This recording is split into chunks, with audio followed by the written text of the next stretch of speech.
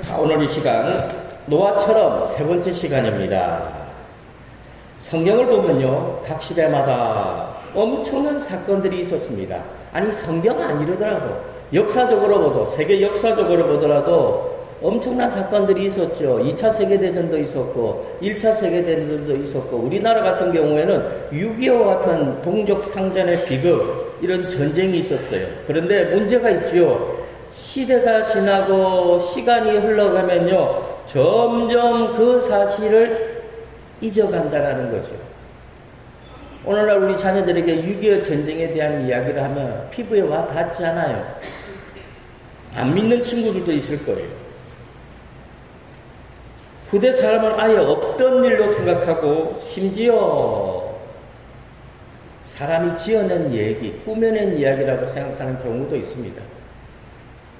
분명히 있었던 일인데, 분명히 역사적인 사건인데, 시간이 흐르면 사람들은요, 점점 잊혀져 갑니다. 그래서 이런 말이 있는 것 같아요. 시간이 약이라고. 근데 결코 좋은 것만은 아닌 거예요. 그 중에 하나가 오늘 성경에 나오는 노아 홍수 사건입니다. 이 당시 사람들에게는 이 노아 홍수 사건은요, 엄청난 사건이었잖아요. 한번 생각해 보세요. 노아와 그 가족들만 남겨놓고 온 인류를 하나님이 다 죽여버렸다니까요. 아이고, 하나님, 나는 아닐 거야. 설사 이 시대에 다시 노아 홍수 사건과 같은 하나님의 심판이 임한다 할지라도 나는 아닐 거야. 왜? 나는 예수 믿으니까. 누가 보장해 주는데요? 정말 예수 믿는 건 맞나요?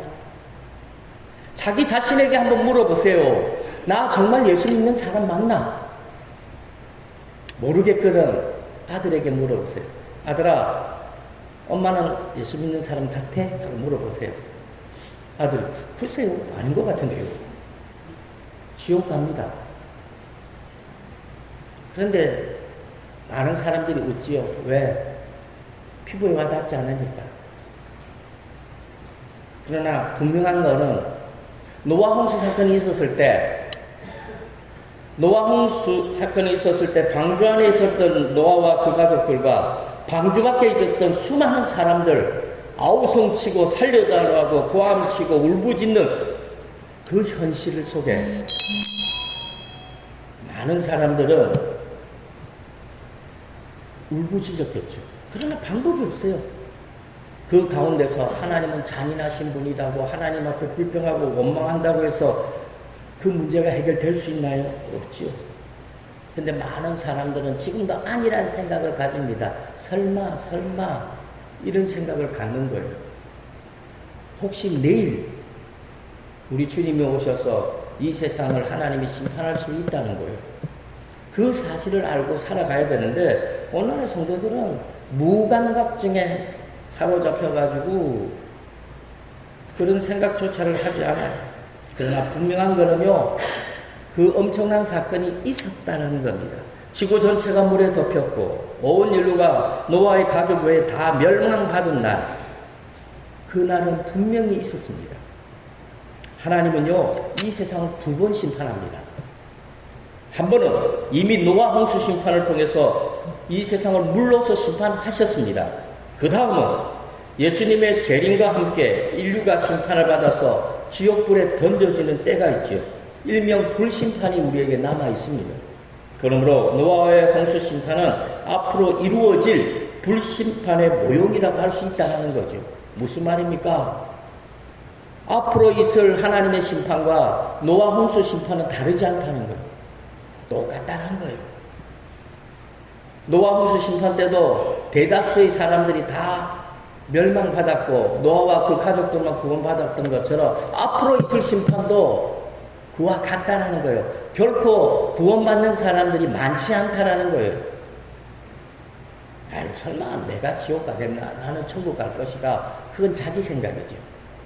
공부 못하는 학생들의 특징, 시험 치고 나서 어떤 생각을 합니까? 나 이번에 좀 잘 친 것 같다고. 공부 못하는 학생 꼭 그래요. 이번에 좀 잘한 것 같다고. 야, 이번엔 좀 합격할 것 같다고. 결과 나오면 어떻게 해요? 성적이 엉망이지요. 그때 어떻게 해요? 소용없지요. 반대로 공부 잘하는 학생들은요, 시험 치고 나온 다음에 어떻게 하죠? 어려웠다고. 너무 모르는 게 많았다고. 이번에는 시험 망친 것 같다고.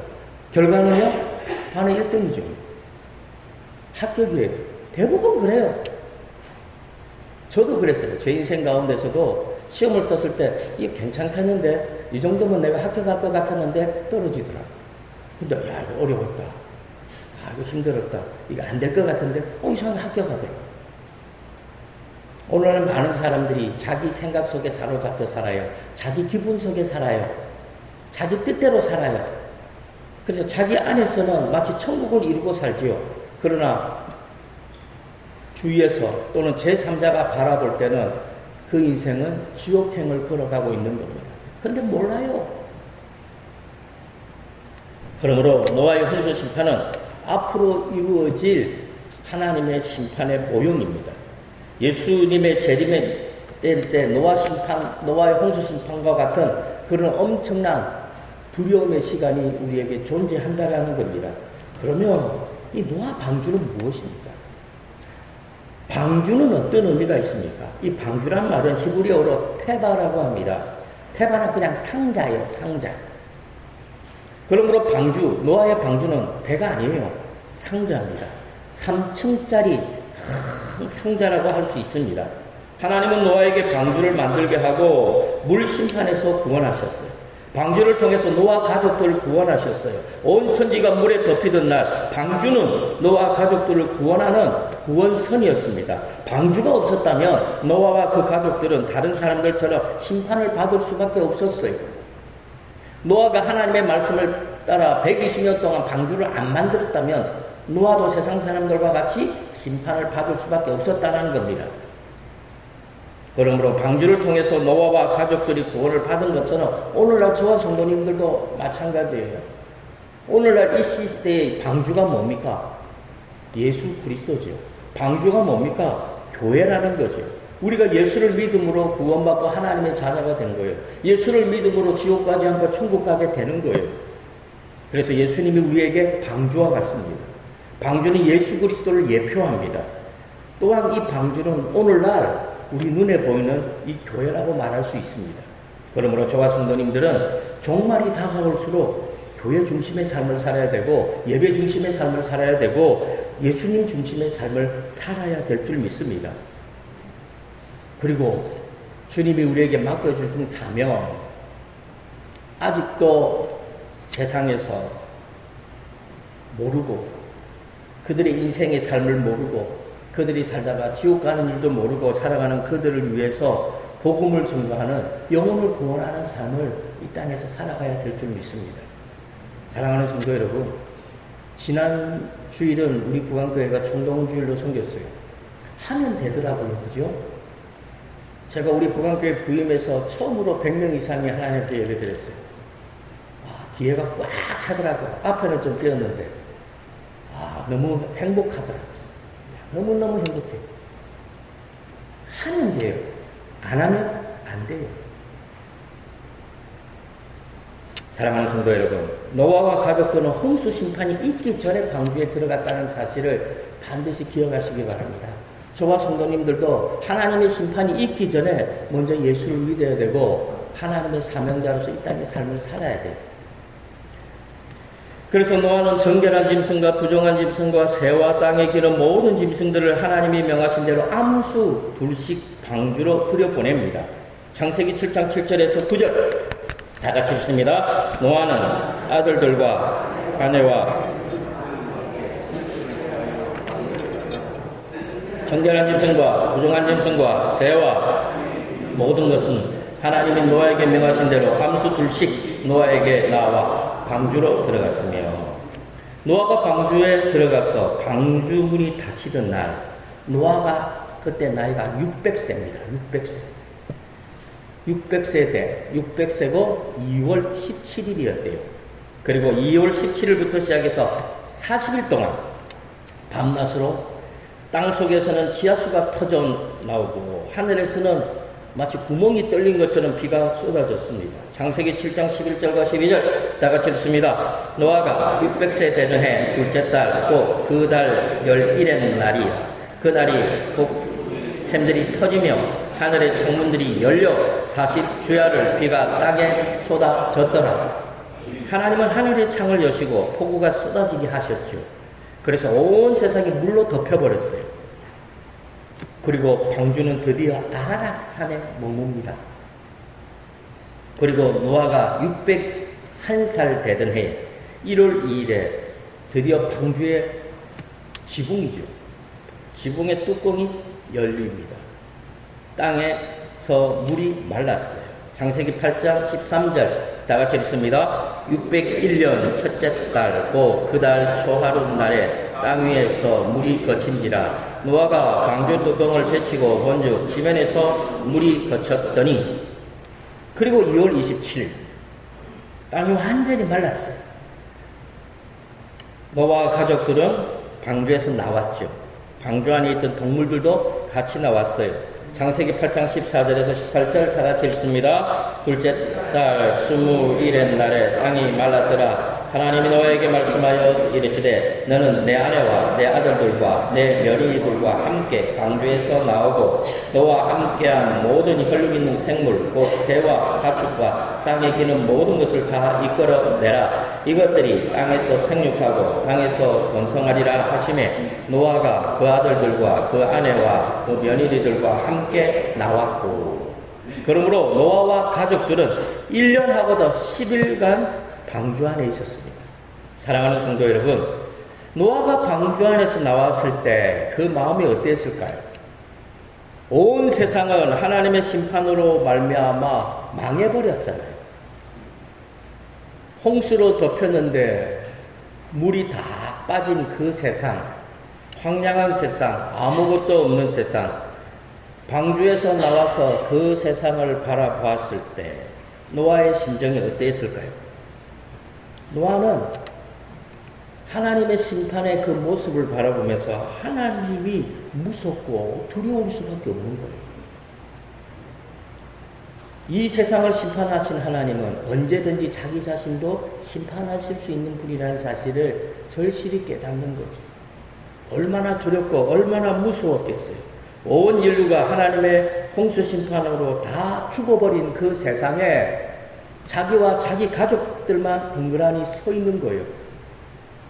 좋아할 수 없지요. 오히려 노아는 홍수 전보다 하나님에 대한 더 두려움에 휩싸일 수밖에 없습니다. 그러므로 하나님의 홍수 심판은 노아와 그 가족들에게도 심판이라고 할 수 있죠. 세상을 물로 심판하신 하나님은 그 심판을 눈으로 보게 함으로 노아와 그 가족들에게도 하나의 일종의 다른 형태의 심판으로 보여주셨다는 겁니다. 그래서 방주에서 나온 노아와 가족들은 그 두려움 속에서 제일 먼저 뭘 했을까요? 농사를 지었을까요? 집을 지었을까요? 하나님이 무섭고 두려운 가운데 제일 먼저 하나님을 앞에 제단을 쌓죠. 하나님 앞에 예배 드릴 수밖에 없었던 겁니다. 노아와 가족들은 1년하고도 10일 동안 방주 안에 있었죠. 또 방주 안에 있는 그 기간도 그렇게 편안하지만 않았어요. 1년하고 10일입니다. 얼마나 가깝겠습니까? 온 천지가 물로 덮였죠. 또 방주 안은 얼마나 습기로 꿉꿉했겠습니까? 또 세상의 모든 동물들 1년하고도 10일 동안 같이 산다는 거 결코 쉬운 일이 아니에요. 동물들이 그 방주 안에 있다면 아무리 방주가 크다 할지라도 그 수많은 동물들이 방주 안에 있어요. 그들이 상상해보세요. 얼마나 악취와 냄새 속에서 또한 아침, 점심, 저녁 이 동물들의 먹이를 다 챙겨줘야 되잖아요. 방주 안에 살면 결코 편안하지만 않았어요. 빨리 방주 밖으로 나오고 싶었겠죠. 그러나 세상은 여전히 물로 가득 찼습니다. 비는 멎었는지 몰라도 땅 위는 여전히 물로 가득 차 있었어요. 좀처럼 줄어들지 않아요. 물 위에 떠 있는 것은 오직 방주밖에 없어요. 얼마나 갑갑하고 얼마나 힘들었겠습니까? 그래서 노아는 까마귀하고 비둘기를 밖으로 내보냅니다. 까마귀는 돌아오지 않았어요. 근데 비둘기는 새 감람나무 잎사귀를 물고 온 겁니다. 그러면 까마귀는 왜 돌아오지 않았을까요? 당연히 방주 밖에서도 살 수 있는 환경이 되었기 때문입니다. 그런데 비둘기는 방주 밖에서도 살 수 있는 환경인데도 이 감람나무 잎사귀를 물고 방주로 돌아왔죠. 창세기 8장 11절 우리 다 같이 읽습니다. 저녁 때에 비둘기가 그에게 돌아왔는데 그 입에 감람나무 새 잎사귀가 있는지라 이에 노아가 땅에 물이 줄어든 줄 알았으며, 자, 까마귀가 돌아오지 않았다는 사실도 솔직히 노아에게는 기쁜 소식입니다. 왜요? 까마귀가 살 수 있는 환경이 되었다는 거니까. 또한 비둘기가 감람나무 잎사귀를 물고 왔다는 사실은 이 세상이 물이 줄어들었고 살 수 있는 환경이 되었다는 증거물이 바로 감람나무하고 그 잎사귀이죠. 그래서 노아에게는 엄청난 기쁜 소식이었어요. 물이 줄었다는 증거가 되고 그 홍수 속에서도 감람나무가 새롭게 싹을 틔우고 있다는 증거였기 때문입니다. 이제 사람이 살 수 있는 환경이 되었다는 거죠. 그래서 노아와 가족들은 기뻐할 수밖에 없었겠죠. 그래서 비둘기가 물고 온 이 감람나무야말로 오늘날로 말하면 복음과 같아요. 영원히 죽을 수밖에 없는 사람들이 예수를 믿고 하나님의 자녀가 되고 천국 백성이 되는 것처럼 이 감람나무 잎사귀야말로 오늘날로 말하면 복음이에요. 하나님이 물을 줄어들게 하시고 자연 환경을 회복하고 있다는 사실을 보여주고 있기 때문입니다. 그래서 노아와 가족들은 하나님 앞에 감사한 거죠. 하나님을 찬양하고 하나님을 예배할 수밖에 없는 겁니다. 사랑하는 성도 여러분, 말 못하는 비둘기도 노아와 가족들에게 기쁜 소식을 가지고 왔어요. 그러므로 우리도 비둘기처럼 이 땅의 절망 속에 있는 사람들, 예수 믿지 않는 사람들에게 감람나무 잎사귀와 같은 복음을 전해야 하는 거예요. 지옥에 갈 수밖에 없는 영혼들에게 하나님의 나라가 있다는 사실을 알려주어야 합니다. 사랑하는 성도 여러분, 세상이 물러서 완전히 망해버렸지만 하나님 방주 안에 있는 노아와 그 가족들과 그 짐승들은 우리 하나님이 기억하셨다고 성경은 말합니다. 그래서 바람을 땅 위에 불게 하셨고 물이 줄어들게 하셨고 땅속 깊은 샘과 하늘의 창문을 닫으시고 비를 그치게 하셨다고 성경은 말씀하고 있죠. 창세기 8장 1절과 2절 다 같이 읽습니다. 하나님이 노아와 그와 함께 방주 안에 있는 모든 들짐승과 가축을 기어가사 하나님이 바람을 땅 위에 불게 하시매 물이 줄어들었고 깊음의 샘과 하늘의 창문이 닫히고 하늘에서 비가 그치매. 자, 하나님이 기어가사 기억했다. 이 기억했다는 말은 무슨 말이죠? 잊지 않았다라는 거죠. 우리 하나님은 안 잊는다는 거죠. 건망증이 없다라는 거죠. 그래서 우리 하나님은 기억하시는 하나님. 이스라엘 백성들이 고통을 애굽에서 종살이하며 힘들어서 고통 소리를 낼 때 하나님은 그 소리를 들으셨고 아브라함과 이삭과 야곱에게 약속해 주시는 그 언약을 기억하셨다라고 성경은 말씀하고 있죠. 출애굽기 2장 24절과 25절 다 같이 읽습니다. 하나님이 그들의 고통 소리를 들으시고 하나님이 아브라함과 이삭과 야곱에게 세운 그의 언약을 기억하사 하나님이 이스라엘 자손을 돌보셨고 하나님이 그들을 기억하셨더라. 그러므로 우리 하나님은 기억하시는 하나님. 성경 곳곳에서 우리 하나님은 기억하시는 하나님이라고 말씀합니다. 어떠한 경우에도 우리를 잊지 않으시는 하나님이라는 거죠. 우리와 맺은 언약을 기억하시고 우리의 형편을 기억하시고 우리의 헌신을 기억하시고 우리의 모든 이모저모를 다 기억하신다는 겁니다. 바로 기억하시는 하나님은 바로 노아를 기억하셨죠. 그래서 노아가 탄 방주를요 아라랏산 위에 머무르게 하셨어요. 창세기 8장 4절 다 같이 읽습니다. 7째 달 그 달 11의 날에 방주가 아라랏산에 머물렀으며. 자, 노아가 비둘기가 감람나무 잎사귀를 물고 왔을 때도 기뻤지만 정말로 기뻤던 것은 물에 둥실둥실 떠다니는 그 방주가 멈춰선 걸 끼익거리면서 덜커덩 하면 멈췄었죠. 그 산이 바로 아라랏산 정상이었다는 겁니다. 아라랏산 정상에 머물렀을 때 노아는 굉장히 기뻐했습니다. 왜 그럴까요? 이제 밖으로 나갈 수 있으니까. 그래서 노아가 601살 되던 해 2월 27일에 노아는 드디어 방주에서 나와서 땅을 밟게 됩니다. 그리고 제일 먼저 하나님 앞에 번제를 드리죠. 창세기 8장 20절 다 같이 읽습니다. 노아가 여호와께 제단을 쌓고 모든 정결한 짐승과 모든 정결한 새 중에서 제물을 취하여 번제로 제단에 드렸더니. 자, 번제 드릴 때 노아의 심정이 어떠했겠습니까? 죄로 말미암아 세상이 멸망했지만 노아는 자기와 자기 가족들을 구원해 주신 그 하나님을 생각했죠. 물론 감사하는 마음이 있었겠죠. 그러나 그보다도 하나님을 향한 두려움이에요. 하나님을 경외하는 마음. 그래서 제일 먼저 하나님 앞에 제사를 드린 거예요. 그래서 하나님 앞에 정결한 삶을 살겠다고 다짐한 거예요. 노아와 가족들이 그 가운데 모여서 어떤 결심을 했겠습니까? 하나님이 이 세상을 물로 심판한 겁니다. 왜요? 그들이 하나님 말씀대로 살지 않았으니까. 그들이 정결한 삶을 살지 않았고 의로운 삶을 살지 않았기 때문에, 하나님과 동행하는 삶을 살지 않았기 때문에. 그래서 노아와 그 가족들은 하나님 앞에 번제를 드리면서 하나님 앞에서 정결한 삶을 살고 의로운 삶을 살고 하나님의 자녀답게 하나님을 섬기며 하나님과 동행하는 삶을 살겠다고 그들은 결심하고 다짐했다라는 거죠. 그래서 하나님은 그 번제를 기뻐 받으십니다. 노아가 드린 이 번제야말로 하나님이 기뻐하시는 향기로운 제사인 거예요.